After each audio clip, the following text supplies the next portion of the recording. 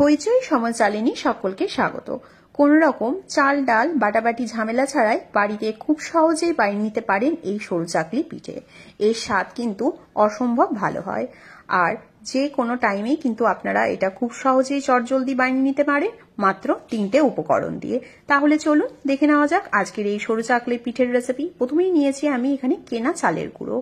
আমি আজ কেনা চালের গুঁড়ো দিয়ে পিঠেটা তৈরি করে দেখাচ্ছি। হাফ কাপ পরিমাণে কেনা চাল গুঁড়ো নিয়েছি, তার মধ্যে দিয়ে দিচ্ছি হাফ কাপ পরিমাণে ময়দা। অবশ্যই পরিমাণগুলো যদি আপনারা ঠিকঠাক ব্যবহার করেন তাহলে পিঠেটা কিন্তু তাওয়া থেকে খুব সহজেই উঠে আসবে। আর সেই পরিমাণেই দিয়ে দিলাম হাফ কাপ পরিমাণে সুজি। প্রত্যেকটা উপকরণই কিন্তু হাফ কাপ করে দিয়েছি, আর যাতে আপনাদের পরিমাণটা বুঝতে সুবিধা হয় তাই আমি কাপে মাপ করে দিলাম। দিচ্ছি হাফ চামচ পরিমাণে নুন আর 1 চামচ চিনি। চিনিটা অপশনাল, আপনারা চাইলেও দিতে পারেন আবার নাও পারেন। আর দিয়ে দিলাম একটা কোরানো নারকেল। এখানে আমি ছোট বাটির 1 বাটি নারকেল কোরানো ব্যবহার করেছি। এবার অল্প অল্প জল দিয়ে একটা ঘন ব্যাটার তৈরি করে নেব। তবে খুব বেশি ঘন ব্যাটার তৈরি করব না, কারণ সরু চাকলি পিঠে তৈরি করতে খুব বেশি ঘন ব্যাটারের প্রয়োজন হয় না। অল্প অল্প আমি নর্মাল রুম টেম্পারেচারে থাকা জলের ব্যবহার করছি। এখানে কিন্তু কোন রকম ভাবে গরম জলের ব্যবহার করছি না। যখনই আপনারা সরু চাকলি পিঠে তৈরি করবেন তখনই কিন্তু নর্মাল রুম টেম্পারেচারে থাকা জলেরই কিন্তু ব্যবহার করবেন। দেখুন আমি একেবারে পুরো জলটা দিইনি, অল্প অল্প করে জল দিচ্ছি। ঠিক যতটা জলের প্রয়োজন ঠিক ততটা জলই ব্যবহার করছি। আর এখানে এই ব্যাটারটা তৈরি করে কিন্তু আমি 10 মিনিটের জন্য ঢাকা দিয়ে রেখে দেবো। দেখুন আমার ব্যাটারটা তৈরি করা হয়ে গেছে, আশা করি বুঝতেই পারছেন ব্যাটারটা খুব বেশি পাতলা বা খুব বেশি ঘনত্বের আমি তৈরি করিনি। আবারও আমি দেখাচ্ছি, দেখে নিন হাতা থেকে কিন্তু খুব সহজেই ঝরে পড়ছে, তার মানে বুঝে নিতে হবে সরু চাকলির ব্যাটারটা পারফেক্ট তৈরি হয়েছে। এবার আমি 10 মিনিটের জন্য ঢেকে রেখেছি। দেখুন 10 মিনিট পর আমার সুজিগুলো খুব ভালোভাবে ফুলে গেছে।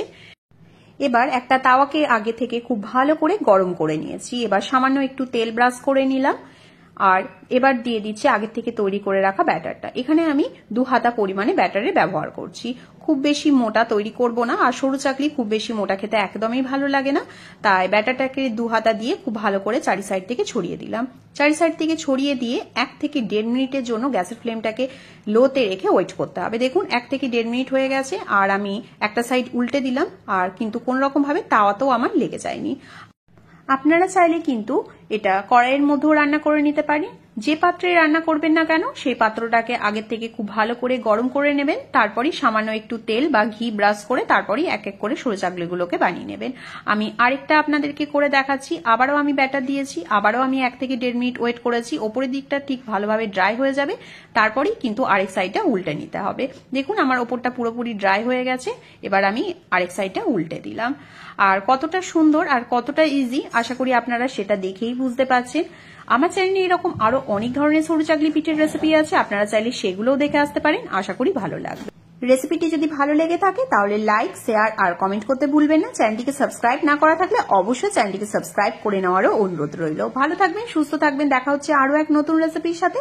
অসংখ্য ধন্যবাদ।